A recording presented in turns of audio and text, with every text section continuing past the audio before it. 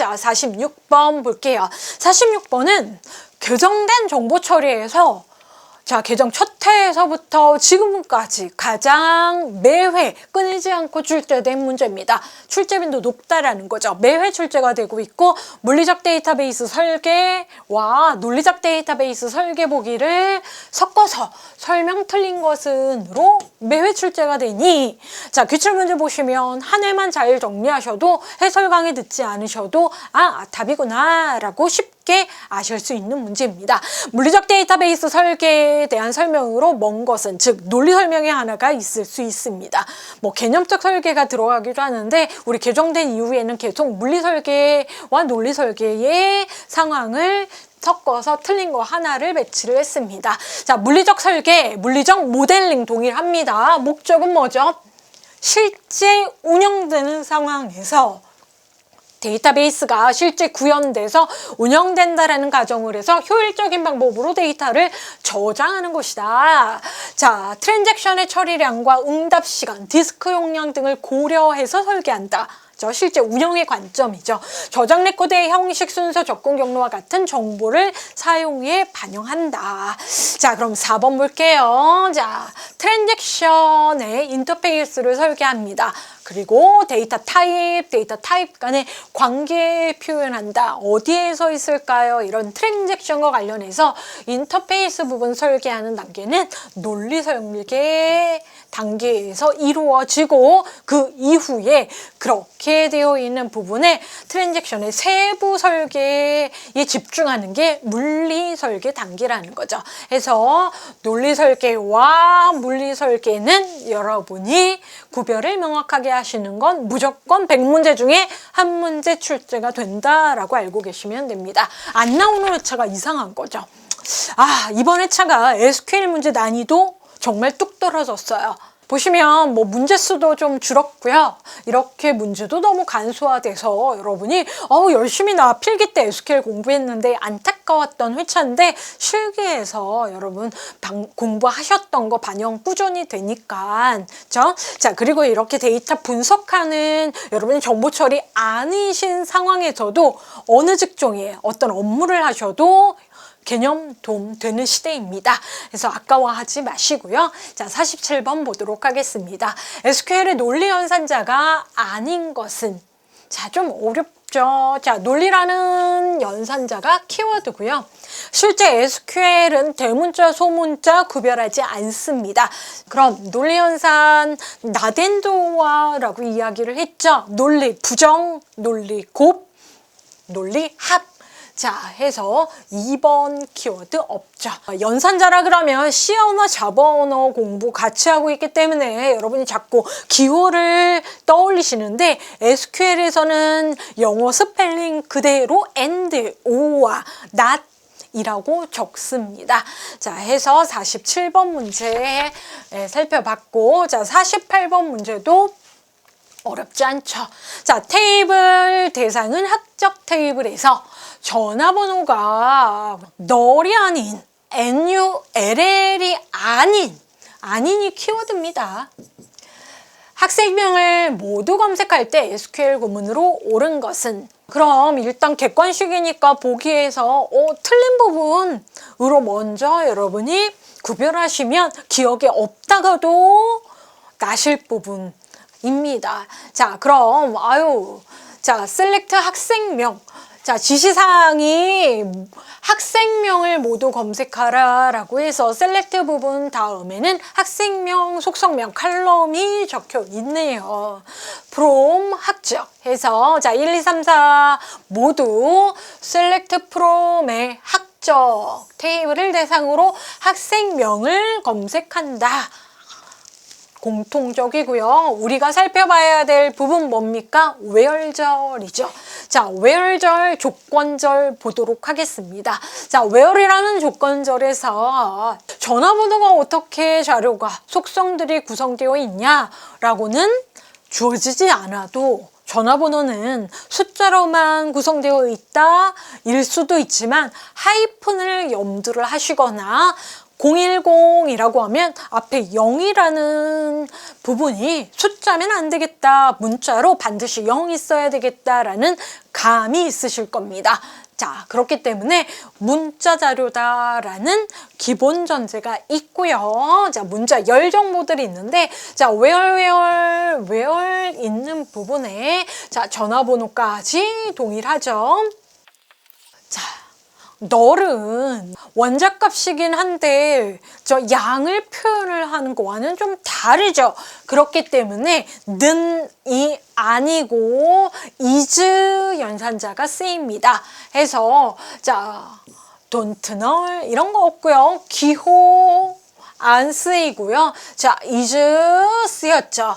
근데 아닌 이게 중요합니다 해서 is not null 해서 3번으로 어렵지 않게 푸실 수 있습니다. 자, 필기는 이렇게까지 풀으시면 되고요. 실기를 위해서 우리가 기출문제 한 번 더 점검한다 그러면 연필로 한번 따라쓰기를 해보십시오. is not null. 자, 49번 문제 볼게요. 아이고, SQL 문제 이렇게 출제가 된 회차가 드뭅니다. 난이도가 떨어진 회차라 특이한 거고요. 모든 공부를 이 수준에 맞추시면 안 됩니다. 필기도. 자, 필기의 SQL은 난이도가 훌쩍 올라가는 경우도 있기 때문에 여러분 너무 이렇게 기본은 튼튼히 하되 너무 이렇게 간단한 문제가 출제되는 건 좀 이례적인 문제입니다. 이례적인 상황입니다. 자, SQL문은 DL 데이터 랭귀지인데 자, 가운데 D 해서 정의하는 문이 종류 DDL 조작하는 매니플레이션 컨트롤 해서 제어 이렇게 구별할 수 있죠. 대표적인 SQL의 명령어 이 정도는 여러분이 꼭 알고 계셔야 되고, 자, 보시면 DDL이 아닌 것은 해가지고는 create, alter, drop. 자, 우리는 delete. 자, delete는 DML 명령이구나. 조작하는. 자, 여기에서 차이가 무엇입니까? 라고 했을 때 DDL은 여러분이 조작하는 대상이 테이블이라는 거예요. 자, 그런데 DML은 뭐예요? 행, 릴레이션 단위로 자, 테이블 안으로 들어가서 연산이 실행된다라는 차이가 있고요. 2021년 2회에는 DML 구별하는 문제가 얼터 부분으로 아닌 것은이 나왔고요. 자, 이번 회차는 반대로 DDL문 아닌 DML 하나 섞고 딜리트 나왔습니다. 자, 이 정도는 어떻게 기본 문법 꼭 아시고 가셔야 되고요. 자, 보시면 50번에서 한번 살펴보도록 하겠습니다. 자, 50번 개정된 이후에는 처음 등장을 했는데 문제의 난이도도 그렇고 그럴듯합니다. 알고 봤더니 2018년 개정 전, 개편 전 3회 기사 문제랑 글씨 하나 안 틀리고 동일했던 문제입니다.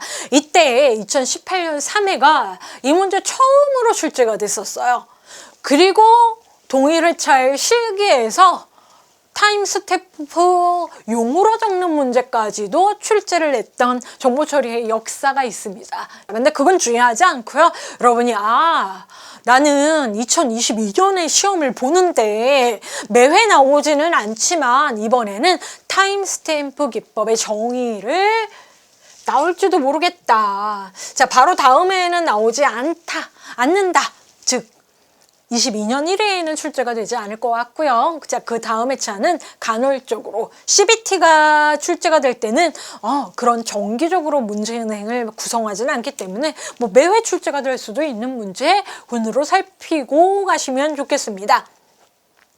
자, 여러분이 기출 역으로 보셨거나 또는 지금 순서대로 보신 분들 때문에 제가 이야기를 한번 더 추가적으로 드리자면 실제적으로는 로킹과 관련된 문제만 이 시험 범위에서 고급 데이터베이스 부분이다 라고 해서 매회 출제가 되고 있습니다. 자, 그런데 자, 로킹과 더불어 병행 제어의 종류의 타임스탬프를 언급된 기출이 등장한 이후에 타임스탬프는 무엇인지가 출제가 된 부분입니다.